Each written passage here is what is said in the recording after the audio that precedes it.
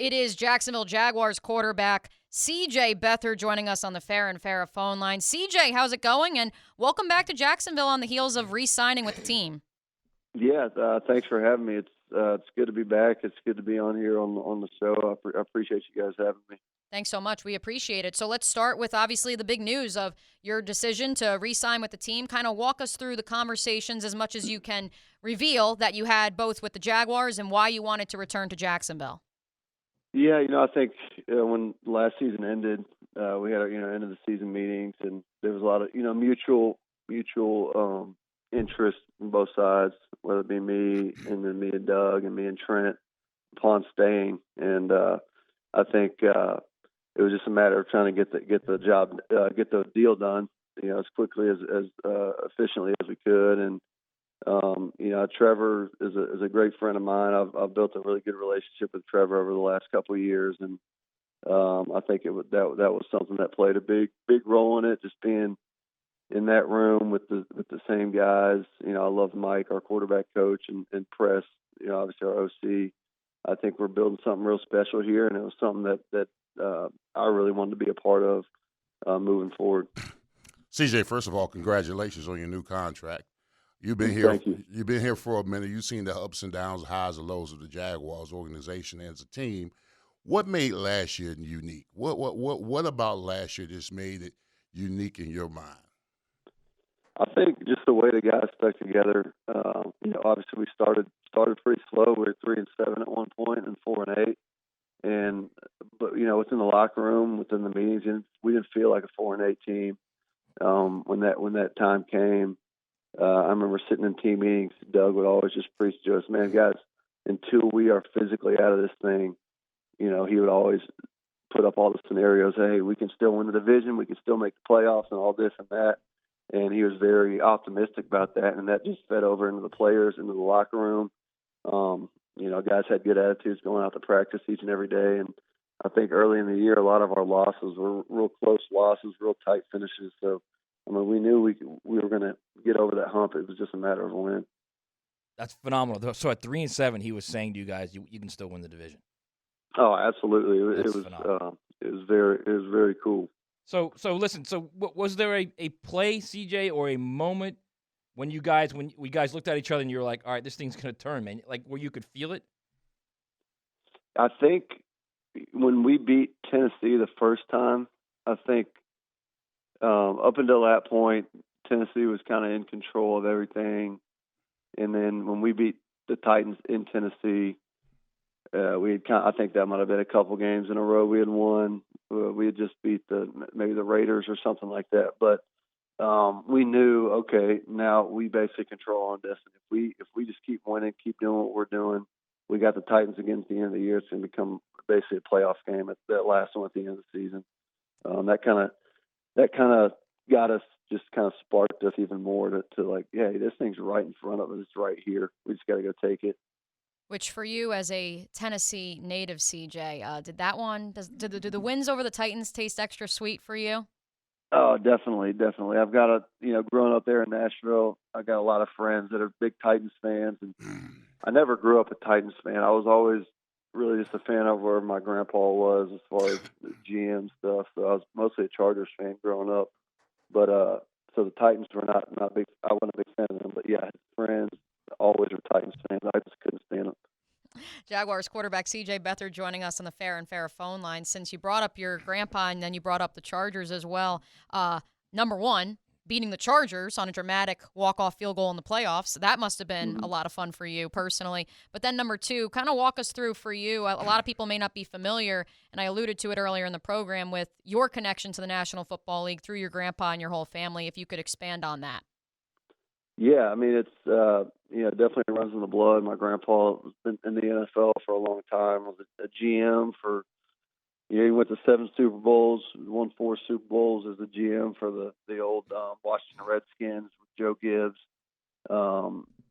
He was basically put together the team with Don Shula, the 17-0 Dolphins. So he's just got a real long history of being a great, football mind in the NFL, and on top of that, he's just a better person and a great grandpa to me. So now, CJ, when I played, I always relied on my backup offensive lineman to see things that I normally wouldn't see on the sideline, like a blitz or a stun or a twist and all that kind of stuff. Something I may have struggled with. What's your relationship when it comes to the games you and Trevor Lawrence that maybe a stunt or a blitz or a pick that he had thrown, that something that you saw on the sidelines that maybe he didn't see on the field, and do you have that kind of communication with one another during the games? Yeah, it's me. Like I said, me and Trev Trev and I have a great relationship, man. Like he has 100% trust in me. I got 100% trust in him. So I'm not just trying to tell him stuff he wants to hear when he comes off the field. And if it's something that I think that he missed or could work on, I'm like, hey, dude, remember this. I'm not, not mean about it or anything, but hey, remember, they have a tendency to do this, and if you see this, think of this, and all that type of stuff. Obviously, Doug and Press and Mike all do a great job at that, but I think it's a different perspective when it's coming from, another player, one of your friends and stuff. But we just spend a lot of time on the building together, as far as, even after meetings, late nights, just watching film. And, our relationship has just grown over the last couple of years. And I'm just glad to just keep that thing going and keep rolling. So, CJ, I've always thought this as a really odd scenario with quarterbacks. You guys grew up, you were always the best player on the team. You're always the best athlete on the team. You get to high school, you're the best player. You get to college, you're the guy on the field. You're the guy everybody's looking for. Suddenly you get to the NFL, and sometimes you're not playing. You're so competitive for so long, all of your life. You get to the NFL. How do you quench that competitiveness if you're not on the field as a backup? Yeah, I mean, it's definitely tough, because that competitive nature is just in you, and it's been in you for your entire life, your entire career. But at the same time, I've been in the NFL long enough to know, a good team when you're on one, and a good situation when you're in one. Right. And I feel that with this team. I feel that with this coaching staff, and I've been on teams where it wasn't a great situation as far as not the staff or anything like that, but just you're just not on a great team. And I feel like this team, with the way the Jaguars are, it's just fun to be a part of it. It's fun to win. And when you're on a winning team, winning just kind of takes over and just kind of is a cure-all for anything and everything going on. But, at the end of the day, you do want to play and you want to compete and all that. But, I'm just happy to be there and happy to be winning and be a part of this team for sure. Couple more for CJ Beathard, Jaguars quarterback, on the Fair and Farrah phone line. CJ, you mentioned some of the other coaches that you've worked with. You were drafted by the San Francisco 49ers. You spent a lot of time with Kyle Shanahan as they've built that thing up. What are some similarities you saw from your time in San Francisco to what Doug and Trent have done so far here in Jacksonville that gives you confidence this thing is being built in the right direction? Yeah, I think at the end of the day, it gets down to the players and who you bring in. You guys preach and talk about culture, as far coaches and GMs want to talk about culture and this, and you can try to build a culture of all you want, but at the end of the day, it comes down to what guys are you bringing in the building, what players are you bringing in, because that establishes the culture. Those are the guys in the locker room, the guys on the field that are breathing positive energy in the locker room to guys. You don't want these negative minds in the locker room. And I think at the end of the day, I feel that here. I felt that in San Francisco, the years that we were rolling, went to the Super Bowl, they were bringing the right guys in, and the culture kind of just builds itself up. And the coaches are doing their job, coaching their butts off and stuff. But when you have the right guys, you don't have to worry about what's going on here. Are the guys are they upbeat or what's going on? It's like, yeah, man, we got the right guys. That's not the problem. We're gonna win. So, CJ, walking off that field in Kansas City, knowing how close you guys were, the thought in the locker room, and really the thought now, you guys probably are not going to be able to avoid expectations right now, right? I mean, there's big goals out there now to achieve, right?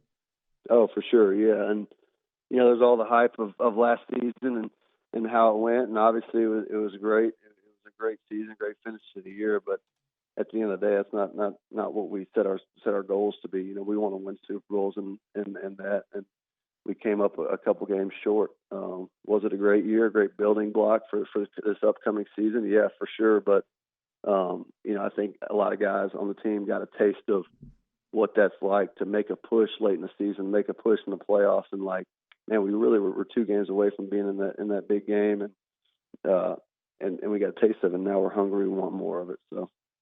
All right, before we let you go, CJ, of course you know I have an Iowa question up my sleeve, but I'm going to hold off on that one because our text line is clamoring, and several have texted in and have a question for you, which is Calvin Ridley. Obviously, hopefully, he will be reinstated and will join this team in April. Apparently, he has suggested he would be interested in number 3 as his jersey number. Really? What would be your asking price to give up number 3? Oh man, see that'd be tough because I've been 3. I'm going into year 7. I've been 3 all 6 leading up to this point. It'd be tough to give up, but it's always negotiable for the right price. I don't really have a price in mind, but 10 grand. Start at 10 and then work your way up. Yeah, exactly. No, just start it. Well, you better choose 4 then, and then see what he does. Oh yeah, exactly.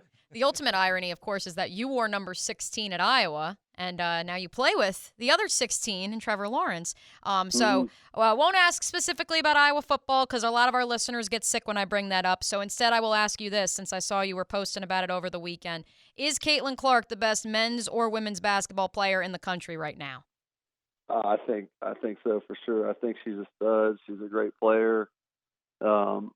She's been a great player for her last few years in college basketball, and it's fun to watch. It's fun to watch their game. A couple days ago, she hit that buzzer beater against the number 2 team in the country.